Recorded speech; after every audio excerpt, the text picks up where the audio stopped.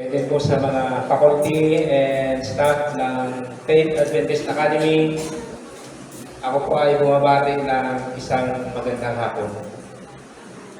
Nag-chat yung anak ko nung nakaraang araw. Sabi niya pa, mag-response ka sa tribute to parents. Ang iniisip ko po ay lahat sila magsasalita, ang mga bata. Mabuti naman at hindi. Okay. Sa totoo lang, walang mapagsidla ng aking kasayahan dahil siyempre, ang mga anak natin ay makakatapos ng high school dito sa Faith Adventist Academy. Masaya, pero ang saya natin mga magulang ay mayroong kaakibat na problema. Bakit? Kasi siyempre, nagdidiman din sila ng pag-aaral sa kolehiyo. At naroon ang mas malaking pasanin. Isa sa mga malaking pasanin bilang magulang ay yung ipadala natin yung ating mga anak sa eskwelahan. Noong unang panahon, ang problema ng magulang ay kung paano lang mapakain at mapadamitan ang anak. Pero ngayon, hindi pwede hanggang pagkain lang tayo at damit. Uso na talaga ngayon ng mag-aaral ng kolehiyo. So, sige, hindi na ako. Sila na lang. Kailangan ang anak natin ay ipadala natin sa eskwelahan, sa kolehiyo. At yung ating mga anak ko minsan ay siyempre umaawas-awas din ang pangarap. Diba? Alam, sorry ha. Sinabi ni Dr. Erlinda Ganapin, ang dating Vice President for Academic Affairs ng Palawan State University.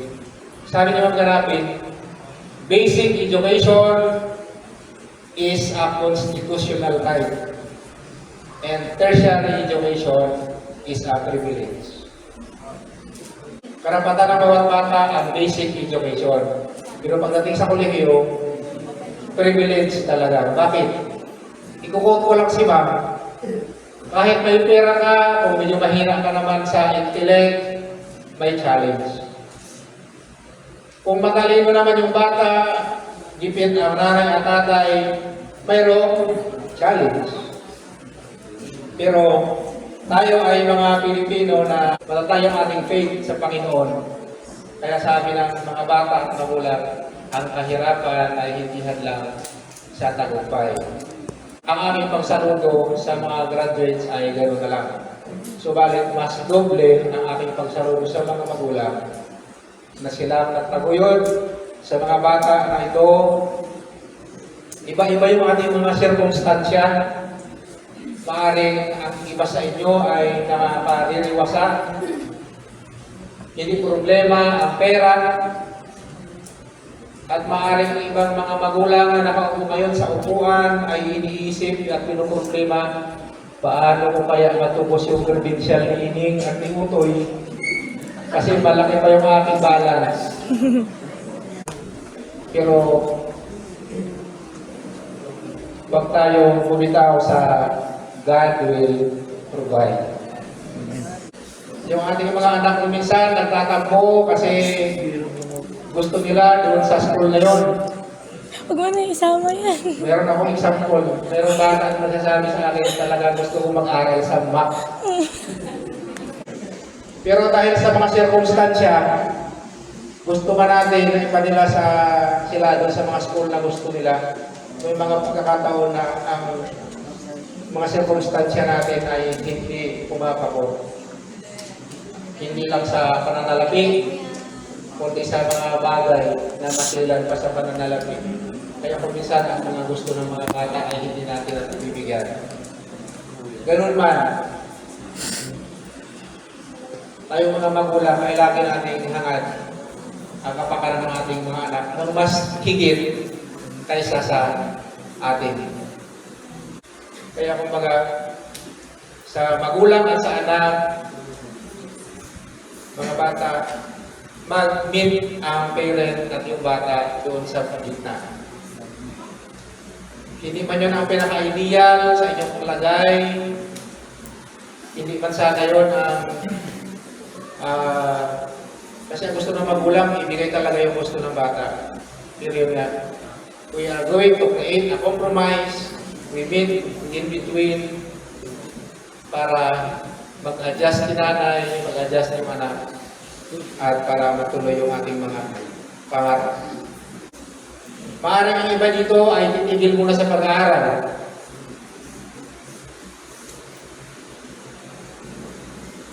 Pero nakadaan natin na hindi yon dahilan para tayo ay tumigil na mangarap.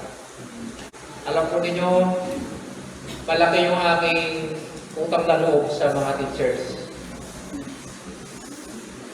Bakit? Kasi ang teachers sa totoo lang, marami rin silang compromise na ginagawa para sa ating mga anak.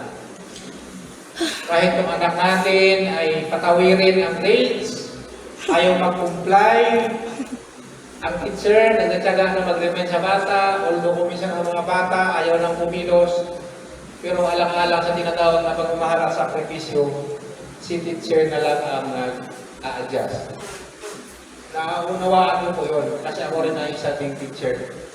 Kahit bumabalagbag sa lalamunan ko na magbibigay ako ng grado na pasado na hindi naman sana siya deserve,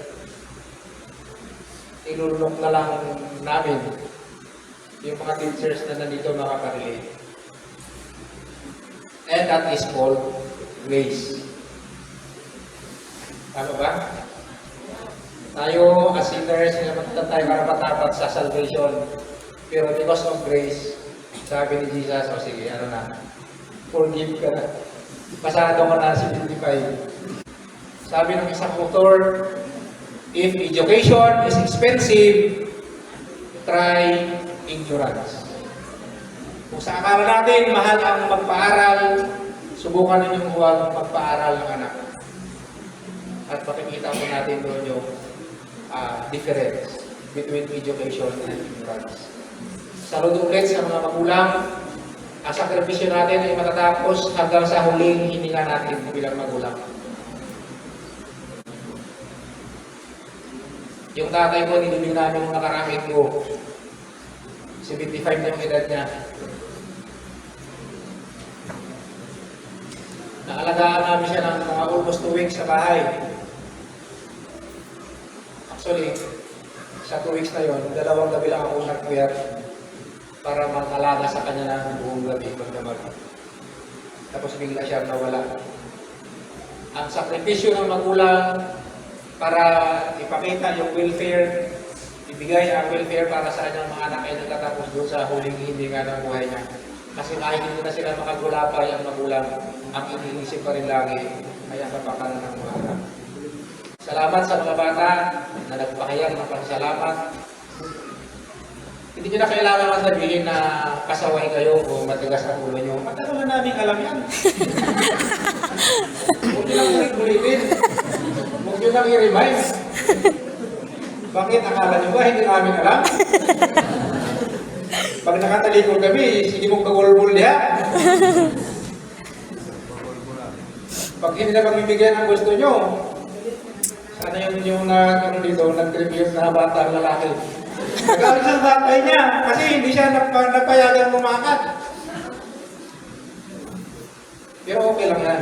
Yung mga nanay nyo nandito ngayon, once nagalit niya sila sa lulo nyo noon at sa lula nyo, kaya ganti-ganti lang. Sino din yung hindi nagalit sa nanay nila, O, kita nyo, wala nang taas na kamay. Kasi yan ay facts of life. Kung hindi man siya nag-alit, nagtampo. Okay? Ulit, ako ay nagpupugay sa mga graduates at sa mga magulang at sa mga group na nandito. Ang aking dalangin ay pagpalain tayo ng Panginoon.